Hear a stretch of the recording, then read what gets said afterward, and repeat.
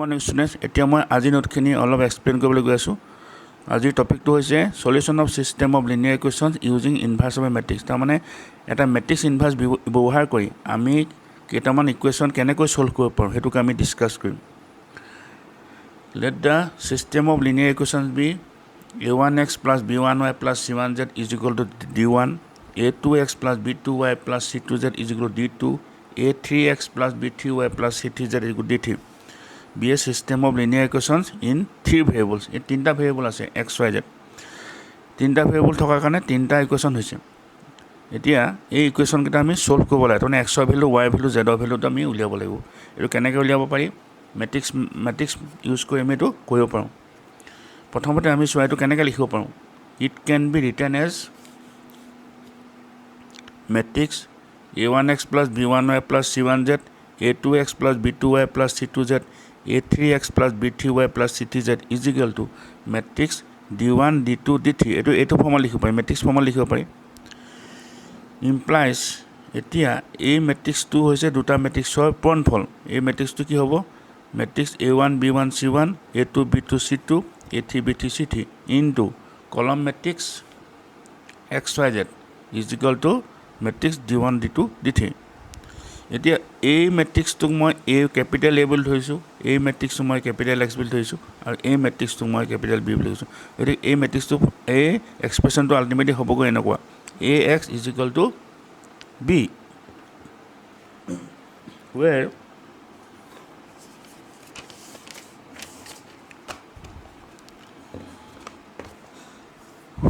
a is equal to matrix a1 b1 c1, a2 b2 c2, a3 b3 c3 আৰু capital x is equal to matrix কলম matrix x Y Z. এতিয়া আমি x Y জেডৰ ভেলুটো উলিয়াব পাৰিলে আমাৰ কাম হৈ যাব।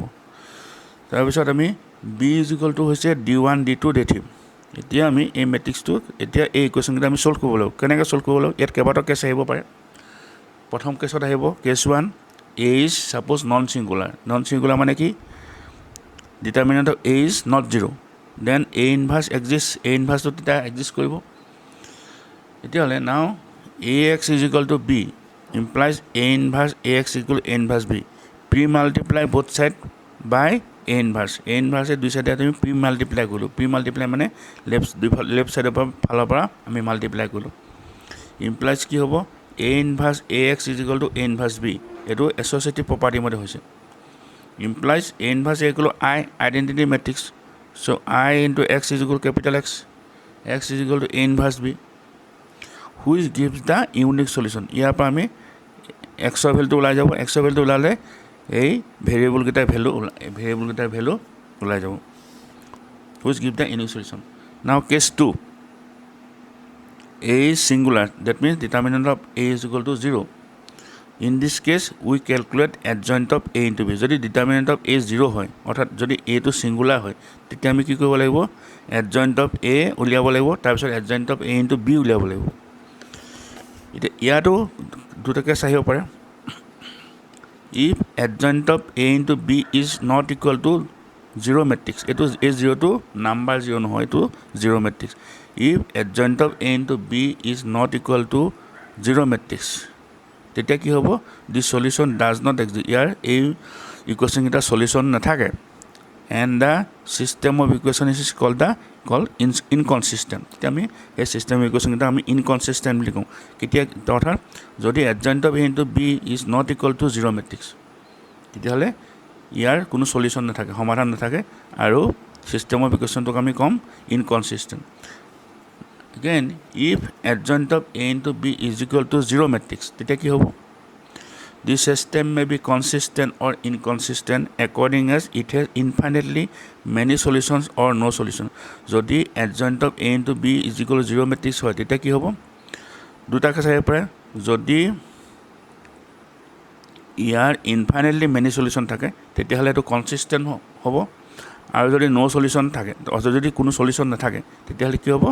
ইনকনচিষ্টেণ্ট হ'ব।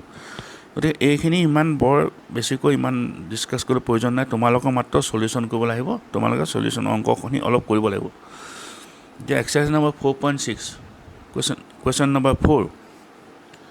আমাৰ তিনিটা ইকুৱেশ্যন দি থোৱা আছে। X plus Y plus Z equal 1, twice x plus thrice Y plus twice Z equal 2, ax plus ay plus twice az is equal to 4 আমাক সুধিছে এই সিস্টেমটো কনসিস্টেন্ট হয় নে নহয় তো হিয়াৰ a কি হ'ব 1 1 1 2 3 2 a twice এটা মানে a মানে কি matrix of the cofactors sorry matrix of the coefficients year x coefficient 1 1 বহিলে y coefficient 1 z coefficient 1 ইয়াত x coefficient 2 y coefficient 3 z coefficient 3 oh sorry 2 x coefficient a y coefficient a z coefficient twice x is equal to hobo x y z b is equal to hobo 1 to 4 first to tumi calculate korbo lagibo determinant of a equal to kiman laise a ulaise a is not 0 so the matrix is non singular so the system is consistent tamane a equation kita solution thakibo. Then question number 13 a question kita solve koribole koise twice x plus thrice y plus thrice z is equal to 5 x minus twice y plus z equal to minus 4 thrice x minus y minus twice z equal to 3 ইয়াৰ ঠিক তেনেকৈ আমি a x আৰু b উলিয়াই ল'ব লাগিব a is equal to কি হ'ব matrix of the coefficients so কি হ'ব 2 3 3 2 3 3 1 minus 2 1 1 minus 2 1 3 minus 1 minus 2 3 minus 1 minus 2 x is equal to x y z b is equal to 5 minus 4 3 b is equal to 5 minus 4 3 এতিয়া তুমি determinant of a উলিয়াব লাগিব determinant of a কিমান পাইছো is equal to 40 not 0 so the matrix A is non singular and hence inverse exist এতিয়া তুমি আমি a inverse to উলিয়াব লাগিব a inverse উলিয়াবলৈ আমি আগতে কোফেক্টৰ বিলাক উলিয়াই লৈছিলো মনত আছে মানে a11 capital a11 কি হ'ব কোফেক্টৰ of a11 is equal to 5 হৈছে a12 is equal to cofactor of a12 is equal to 5 এখানে গোটেইখিনি কোফেক্টৰ আমি ক্যালকুলেট কৰি লৈছো কোফেক্টৰ কেনেকৈ উলিয়াইছিলো তোমালোকে শিকিছিলা এখানে গোটেইখিনি কোফেক্টৰ আমি উলিয়াই ল'ব লাগিব তাৰ পিছত আমি কি উলিয়াইছো adjoint of a কি হ'ব transpose of the matrix of the cofactors so cofactor বিলাকৰ matrixটো হৈছে কিমান 5 5 5 3 minus 13 11 9 1 minus 7 তাৰ transpose to লৈ কি হ'ব